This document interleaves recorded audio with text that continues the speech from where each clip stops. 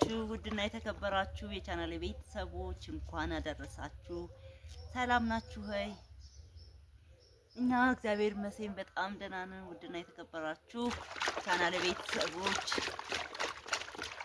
እንኳን ለብርሃነ ትንሣኤው በሰላም በፍቅር በጤና አደረሳችሁ አደረሰን። እንግዲህ መልካም በዓል ይሁንላችሁ። ያው እንግዲህ ዶሮአችንን ፏ ያረኩ ያጠብኳት ነው ማለት ነው። እና በዓል እንዴት ነው? በጣም ተጠፋፋን። በጣም ጠፍቻለሁ። ከዚህ በኋላ እንግዲህ መጣለው ይፈሰክ ብዬ ነው። እሺ ለክፉም ለደጉም ያው በጾም ሰዓት ክፉ ነገር እንዳይወጣን ያው እኔ እጠነቀቃለሁ። ታውቃላችሁ ከሰው ጋር መጋጨት ምናምን የሚባለውን ነገር በጣም ነው የምፈራው።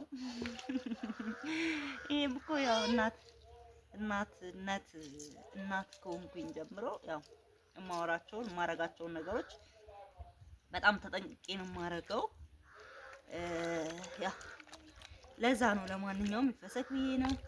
ያው እንግዲህ ገና ጠዋት ነው እንደምትመለከቱት ከሆነ ገና ፀሐይ ራሱ አልወጣም። ሰው ዶሮአችንን እንሰራለን። አንዳንድ ሰው ግን 2 ሰዓት 3 ሰዓት ያርድና ለመግደፍ ያደርጋል ማለት ነው። እኛ በእንቁላል ነው የገደፍነው። ለምን አይቻልም? አባቶች ሲናገሩ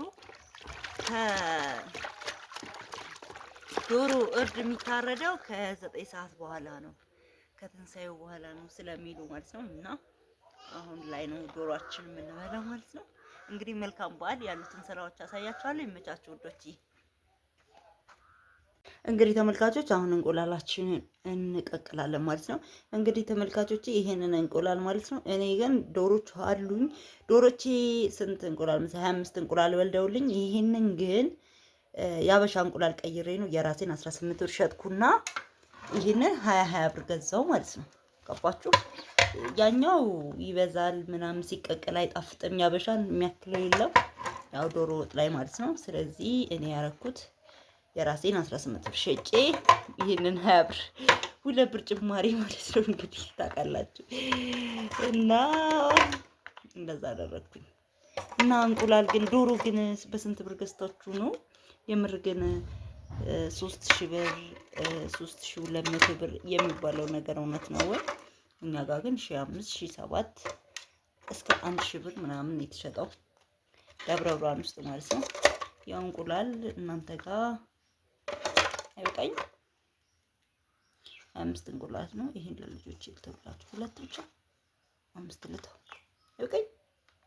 ግን እኮ ለ12 ዶሮ 12 ነው። እንግዲህ ምናምን ከመጣብኝ 2 ብቻ እንደዚህ እናደርግና እንቁላላችንን እንቀቅላለን።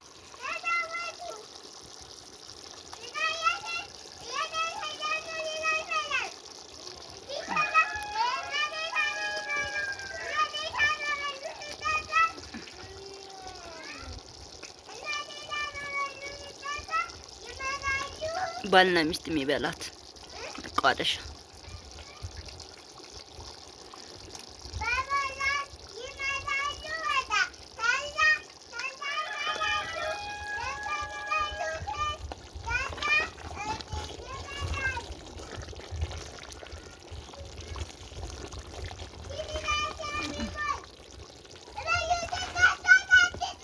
እንግዲህ ሱቆችን ይሄንን ይመስላል። አሁን ዶሮአችንን ጨምረናል። ትንሽ እንመሸውና ትንሽ እንቀጥሰዋለን። ከወፈረ ካልወፈረ ደግሞ በዚህ ይቀጥላል ማለት ነው።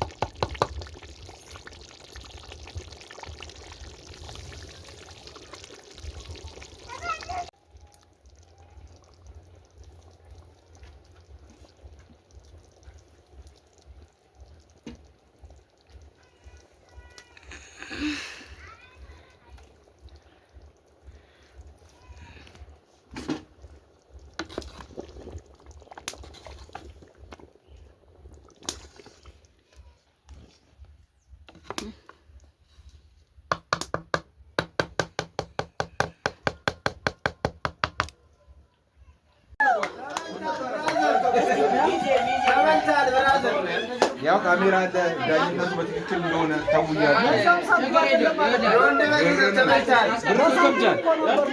ያማ ቅጭልኝ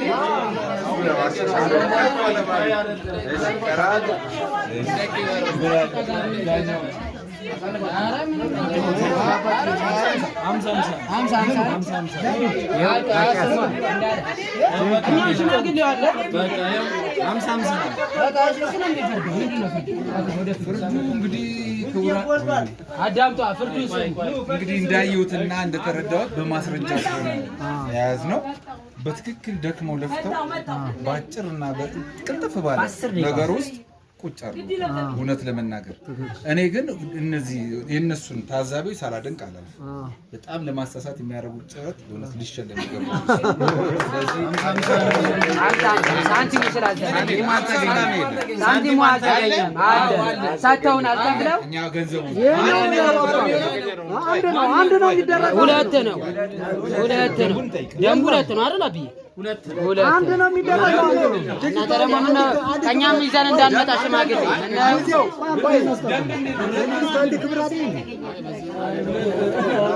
አሁን እኛ አንዱ ስላልተገኘ አቻ ወጣናል። አቻ ነው አብይ እሱን አጣንቻቸው እችልፈተና በሆነ ሳንቲምም አለ ካላማ ነው ደግሞ እኛ ቆርሰና 10 ያስገባኝ ደግሞ አንድ ነው እኛ 10 ያስገባኝ አያገባንም። አንድ ነው ማግኘት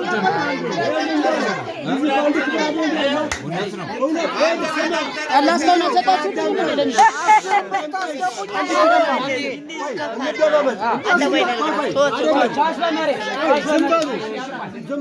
አንዴ ኳስ በመሬት እናድርግ። እኛ አይተናል።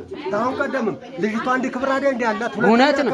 ታዲያ አንድ ክብር ከሆነ ይወጣ አንድ እኛ አይተናል። ብዙ ጋር ሌላ ስድብ ነው የሚሆነው።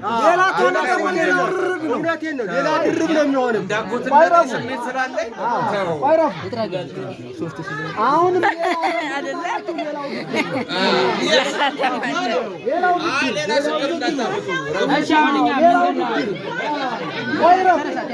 ትወዳደራላችሁ።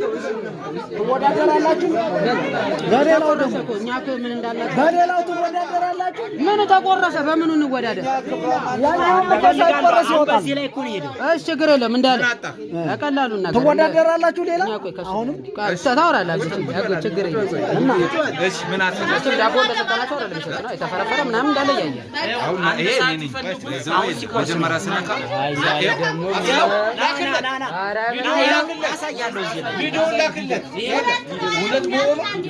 እንደዚህ ላንሳው ዳቦ ላሳየው ጋቢ ችግር የለም። በእውነት የሆነ እጄ ነው ማለት ምን እነሱ የሚያደርጉ እሺ እንዲያደርጉ ይችላል። እኛ ልጃችን ክብሯን አሁን የቆርሰው ነው ያወጡት እነሱ ነው እንዲከፍለው አጎት እንዲከፍለው አሁን ምንድን ነው ዳኛው ፈቅዶልናል። አልከፈሉም ምንም ሌላ እኮ ነገር ምን ማንም ቆረስም ካለ አቻ እያሉ ነው። ዳኛ ማን አንተ እኮ ራሱ የሚለው ብር የሚለው ዳቦ አልተፈረፈረም። ዳቦ ይበል ማንም በትክክል የተገኘ በትክክል እየያዛችሁ መስራፊ ለሰዎች በቃላችሁ ያው ቆሲያጫጩ እዚህ ለጡ ምንድነው አንተ ቆርሶ ነው ሻሙ ለዲ ተሰጣ በቃ የክርስትና ሰው እንትን እንጂ እምራሽ ማለት ነው። ዳቦ አዎ ልክ ወቆራ ምን ተከና ይተላል በደንብ ወቆራ እንስማማ ስማማ ነው ታረፈ ስማማ ነው አረፈ ጠምቃን የለ እንዴ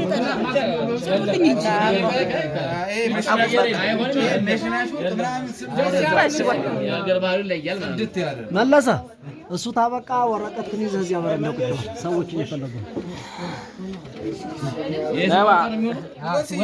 ሁለተኛ የተባለው ብር ሲታዩ ታስ እና ያለን ችግር የለም። እሱ ሊኖር ይችላል ግን